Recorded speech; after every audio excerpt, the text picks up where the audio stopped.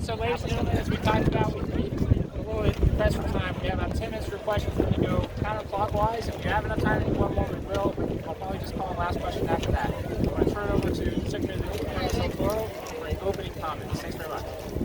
Well, good morning to all of you, and thank you to all your listeners and your viewers for being with us here today on this historic day. Today we have corrected a historic wrong.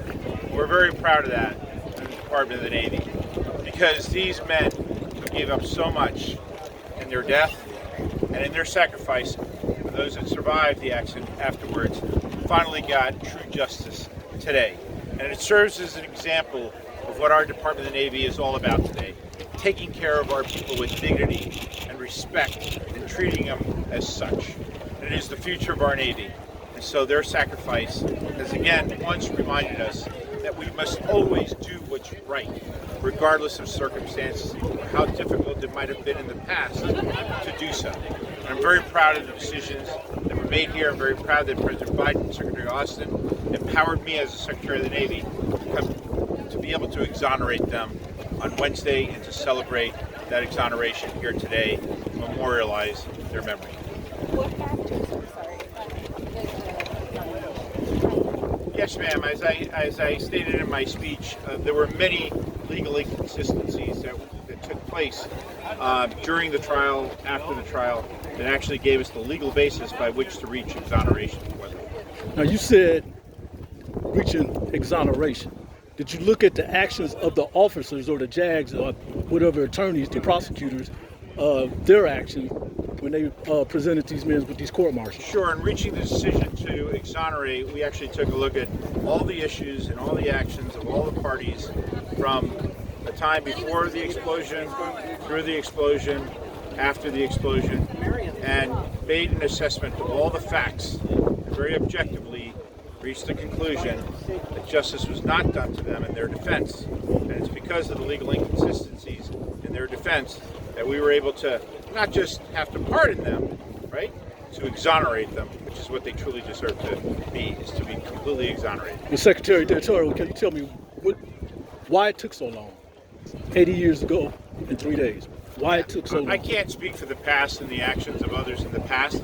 I can speak to what this president has empowered me to do as Secretary of the Navy now, over the last year, in the full investigation. We started with a clean slate, basically looking at all the facts very objectively to reach the conclusions that we reached. I'm very proud of my general counsel and legal team who actually came up with discovery of all the facts, and also the authorities that I had as Secretary of the Navy to be able to exonerate and not just have to request a pardon from the President of the United States. So earlier you were a bit emotional we're talking about the exoneration. Is this personal?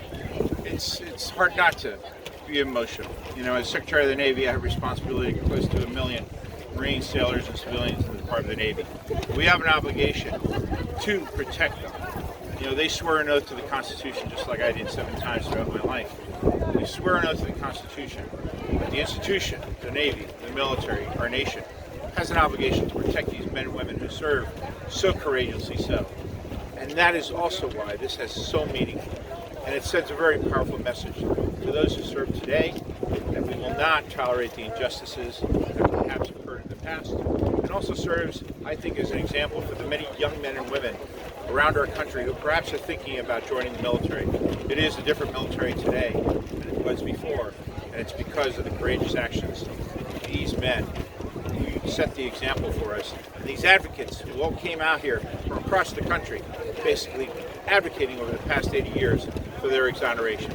It's a great day to celebrate for all of America. Absolutely, a wrong from the past has been righted, and that's our obligation to do so as leaders in this country. Thank you so much. What's next? Sure. So now all their records will go to the Board of Correction of Naval Records, and they'll have their discharges upgraded basically to full honorable discharge, and then there'll be an evaluation done also by the Department of Veterans Affairs to see if there are any benefits that need to be completely reconstituted for these sailors as well too. We will also, and I pledge, actually I ask, that all of you amplify the message so that we can try to get to as many family members that may be out there who we have not been able to reach to let them know what's occurred here so that we can actually present them with their exoneration orders, which we've signed. We've already began delivering some of those exoneration orders. We've had officers visited their homes, and in one case, the family didn't even know that the father had gone through this experience because many of them didn't want to talk about it to their families, right? So it's an amazing story. We need to get every family member across the nation that we can reach, and you can help us reach all of them. Thank you so much. Thank you, Secretary Dojero. Thanks. Appreciate you. And thank you.